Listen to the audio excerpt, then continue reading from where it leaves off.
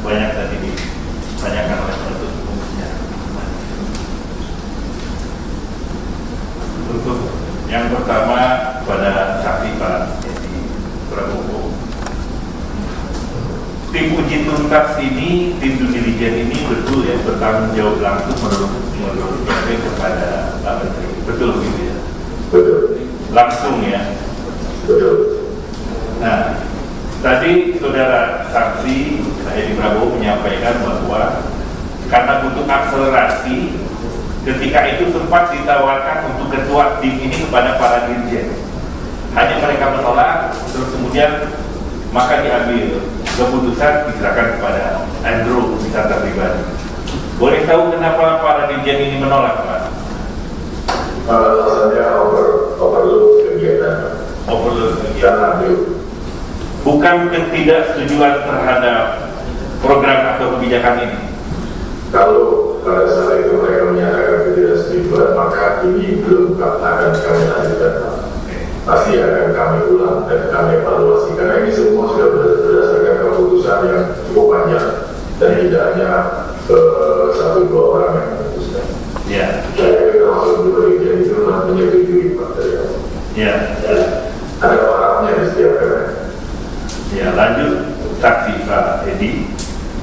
Jadi saya mengkonfirmasi kesaksian dari mantan Dirjen Julfikar, juga Dirjen Selamat Subianto. Beliau berdua mengatakan bahwa dengan adanya tim uji tuntas tim due diligence ini, sebetulnya itu membuat sistem yang tidak efektif dan rigid.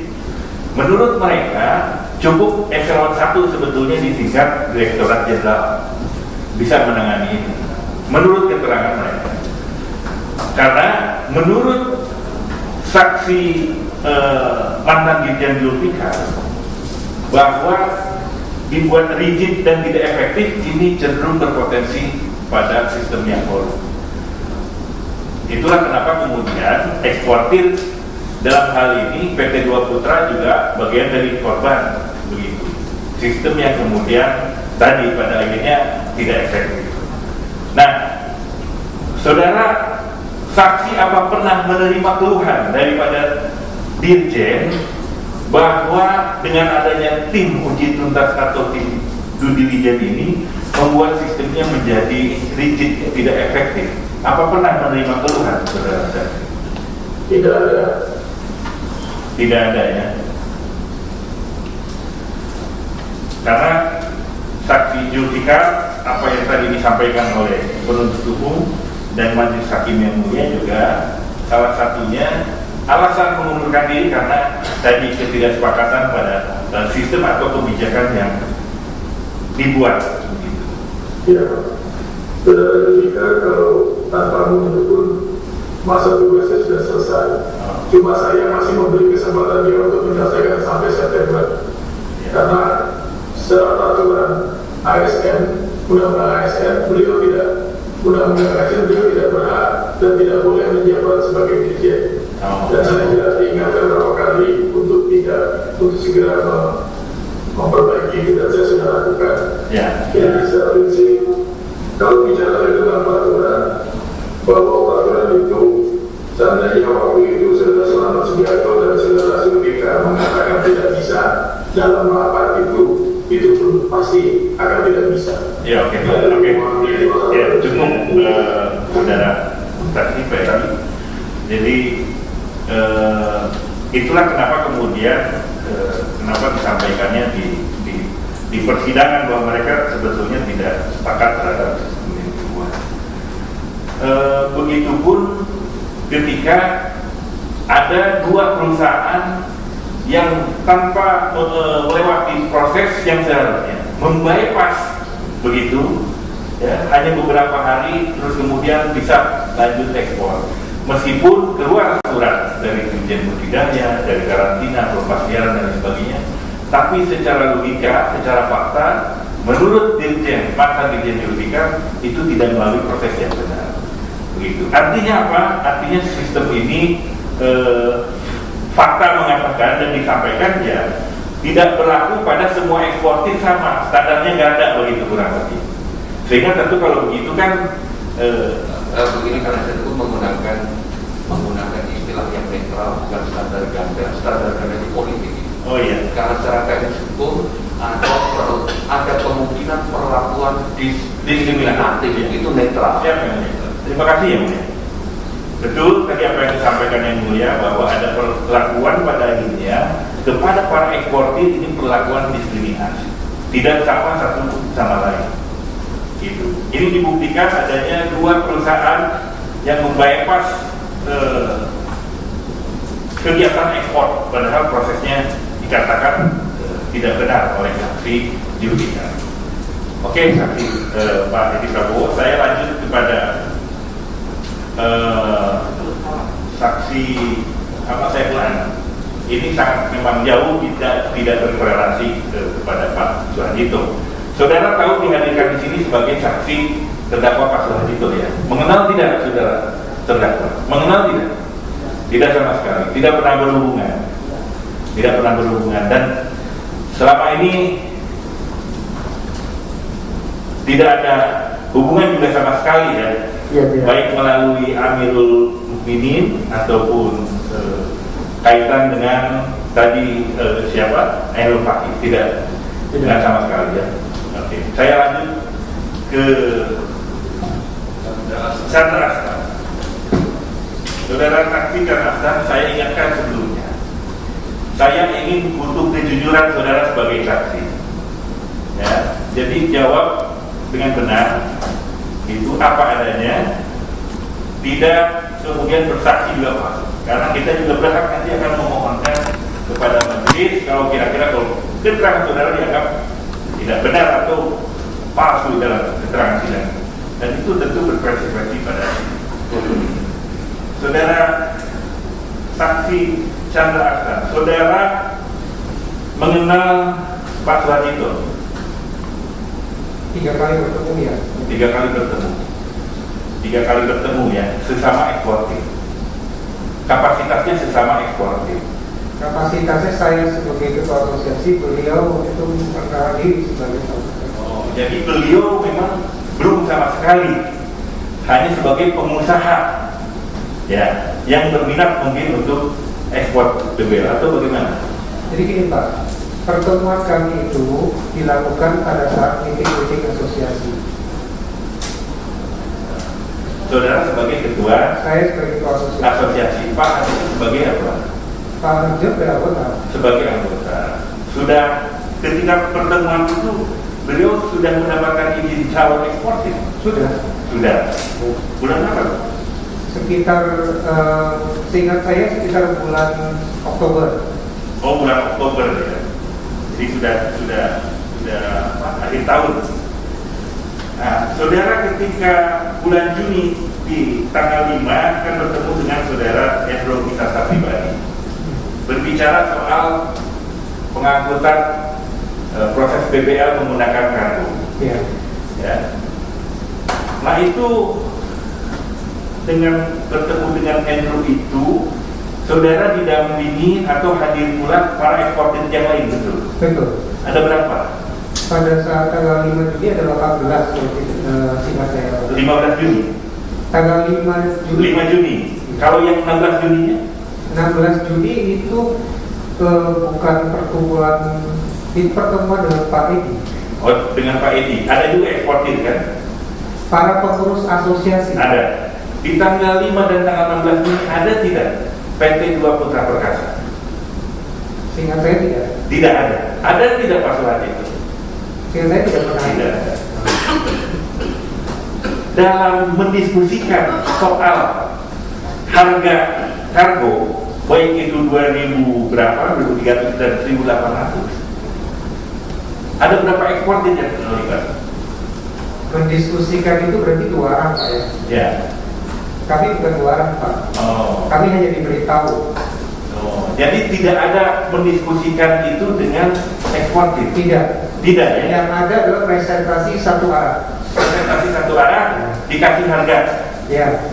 Jadi bukan kesepakatan para eksportir? Tidak pernah ada. Tidak pernah ada itu? Tidak pernah ada. Meskipun ketika diskusi 1 arah itu, Itu pun para eksportir yang gelombang pertama. Gelombang pertama, dia gelombang kedua.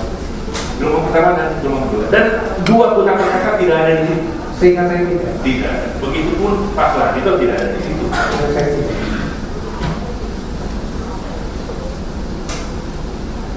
Selanjutnya pada begini.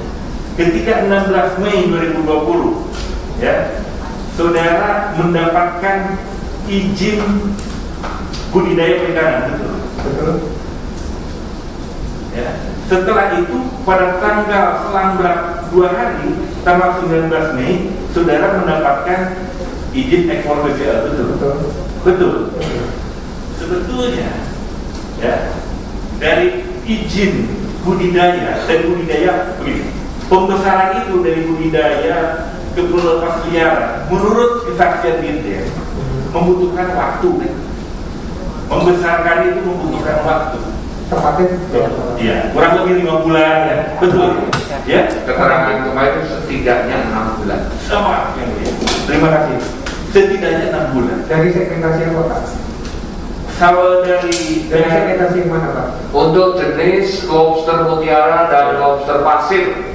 Jadi begini Pak, kalau kita mulai dari segmentasi 0,1 gram sampai 5 gram, kita hanya butuh waktu 1 bulan. Kalau kita mulai segmentasi 5 gram sampai 50 gram, kita butuh waktu 3 bulan.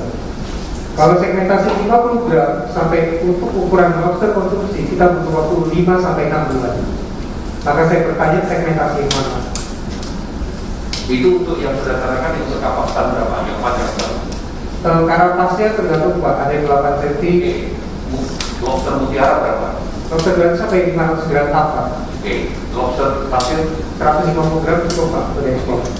Terima kasih. Artinya begini, dari izin budidaya tanggal 16 Mei 2020, terus saudara mendapatkan langsung izin ekspor 19 Mei hanya kurun waktu 3 hari. Apa parameternya? Itu kok. Parameternya saya sudah berbudidaya Pak. Sudah berbudidaya. Ya. Dari kapan? Saya sudah berbudidaya itu berbulan-bulan sebelum permen diterbitkan. Kami melakukan di Aceh Pak hatchery untuk mencari pola dari 0,1 menjadi 5 gram. Jadi aturannya ini bisa berlaku surut ya. Jadi ketika permohonan tidak semenjak itu kemudian dianggap Oh iya pasti, gitu. ini kan histori Bapak kan. Jadi bisa berlaku surut kalau kemudian sudah dilakukan budidaya. Betul. Sekitar tanggal 22 Mei 2020, 9 pengusaha eksportir BBL yang ada 9 eksportir. Ya. Ini acaranya yang sosialisasi itu ya. 22 Mei ada 9 pengusaha eksportir yang hadir dan telah diberikan izin. Aquatic, Tania, Samudra, Natura, Grahakut, Setia Udara, Basra Damai, Indotama, Royal Samudra. Tata cara ekspor Pak. Tata cara ekspor. Saya ingin memastikan bahwa di situ tidak ada PT Dua Putra. Tidak ada.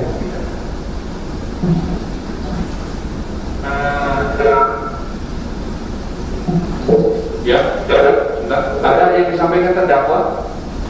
Ada? Oh tidak ya? Baik, silakan dilanjut.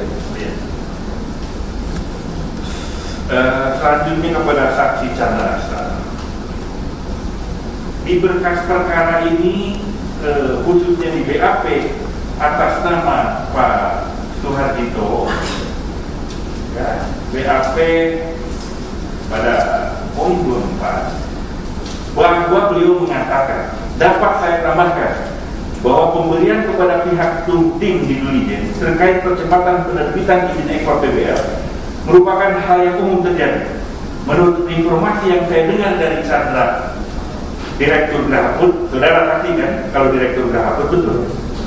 Saudara saksi Direktur Grahakut untuk 9 eksportir pertama telah melakukan penyerahan uang dengan jumlah rata-rata 5 miliar yang diberikan kepada Endro Wisata Pribadi selaku staf khusus KKP sekaligus ketua di due diligence. Beberapa eksportir yang melakukan pemberian uang yaitu Chandra Direktur dari Grahakut dan saudara Tania dari ya. Saya ingin menanyakan, penasihat hukum itu sumber pertanyaan dari berita acara dari berkas atas perkara atas nama terdakwa Suhartito BAP. mau dikonfirmasi. Saya makanya tadi ini sumbernya di mana biar jelas. Iya. Saya sampaikan tadi berkas perkara. Oke, clear. Maksud pertanyaannya? Saya paham. Jawab. Tidak benar. Dan disebutkan di sana ada PT Tania dengan saudara Tania, betul? Iya. Tidak ada Pak namanya saudara Tania di sana. Saudara Tania tidak pernah ada di dalam ekspor budaya. PT Tania ada. Iya, PT Tania. Ya, dari BAP. Jadi sekali lagi saya mengkonfirmasi. Tidak benar Pak. Tidak benar. Ya. Atau yakin ya? Yakin? Oh, maksudnya Tania itu bukan nama orang tapi perusahaan. Iya. Apakah PT Tania itu termasuk salah satu dari 9 perusahaan tahap kedua? Seingat saya begitu Pak. Hah? Seingat saya begitu. Seingat saya Begitu Pak. ya benar begitu. Iya. Seingat saya begitu. Ya, lanjut. Ya. Jadi saya hanya ingin memastikan, ya sekali lagi saya butuh kebenaran. Saya di bawah sumpah Pak. Ya, Ibu. Nah, jadi saya tanyakan kembali, apa saudara pernah juga memberikan uang Tidak pernah. kepada saudara Andrew? Tidak pernah Pak. Atau pengetahuan saudara PT yang lain di gelombang pertama pernah saudara dengar memberikan? Tidak pernah. Tidak pernah mendengar. Sama sekali. Tidak pernah Pak. Yakin ya? Yakin? Nah, jadi kalaupun nanti ada bukti dan lain sebagainya, tentu kan akan dikonfirmasi. Iya. Penasihat itu sampaikan aja sekarang yang dialami yang bersangkutan sebagai RT telah memberi izin. Iya. Oh, tahap itu apakah juga melakukan Iya. yang sama? Iya. Dia tidak benar tadi. Iya, betul. Itu tidak benar bagi yang lain atau tidak benar bagi yang lain dan dirinya? Iya, iya. Yang dirinya sekarang. Iya. Tanya. Sebelum tadi saya akan menanyakan saudara secara pribadi memberikan atau tidak, saudara atas nama PT Graha pernah melakukan ekspor melalui ACK atau tidak? Pernah. Pernah melalui ekspor melalui ACK sesuai dengan arahan KKP. Sesuai dengan arahan KKP. Betul ya, kan katanya kan tadi komunikasinya tidak dua arah, artinya arahan aja kan dari KKP memakai jasa ACK. Pernah ya? Dengan saudara memakai jasa ACK, saudara secara pribadi ataupun PT saudara yang saudara pimpin, saudara saksi, pernah tidak memberikan sesuatu baik itu uang ataupun yang lainnya, memfasilitasi dan lain sebagainya kepada pihak KKP dalam hal ini Saputu? Tidak pernah. Tidak pernah. Saudara Sapri, Tidak pernah. Andrew, Tidak pernah. itu ya. Oke, yang mulia, saya cukup ke saudara-saudara. Lanjut kepada saksi berikutnya. Saya ingin, karena ini harus ditanyakan, Ibu Desi ya. Ibu Desi tak tahu bahwa Ibu diperiksa atas terdakwa atas nama Suhartito. Iya. Iya, saudara saksi pernah mengenal Suhartito? Tidak pernah. Pernah berhubungan? Tidak pernah. Tidak pernah. Ada kontak dan sebagainya? Tidak pernah. Tidak ada urusan sama sekali tentunya dengan saudara terdakwa. Tidak. Atau mendengar nama Suhartito sebelum kasus ini bergulir. Saya pertama kali mendengar nama Suhartito pada saat ditanyakan sama penyidik. Oh, artinya setelah. Oke. Sebelumnya tidak ada urusan sama sekali. Tidak ada. Oke, terima kasih. Lanjut kepada saksi Anggia.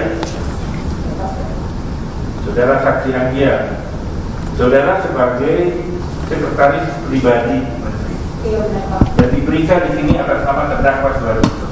Iya benar. Saudara mengenal Suhartito? Tidak mengenal Pak. Pernah berhubungan kontak melalui telepon atau ketemu dan lain sebagainya? Tidak pernah Pak. Sama sekali Sama sekali tidak pernah Pak. tidak pernah. Atau melalui urusan lain, melalui Amirul Mukminin dan lain sebagainya bercerita tentang Pak Suhartito? Tidak pernah Pak. Tidak pernah sama sekali. Terima kasih. Lanjut pada saksi berikutnya, saksi Andika Anjaresta, saudara di ASN di Kementerian Kelautan Perikanan ya. Iya. Hanya tadi lebih banyak ditanyakan seputar pembelian dan lain sebagainya. terus kemudian kebakaran di Amerika dan lain sebagainya, yang menurut saya jauh dan tidak berkorelasi langsung terhadap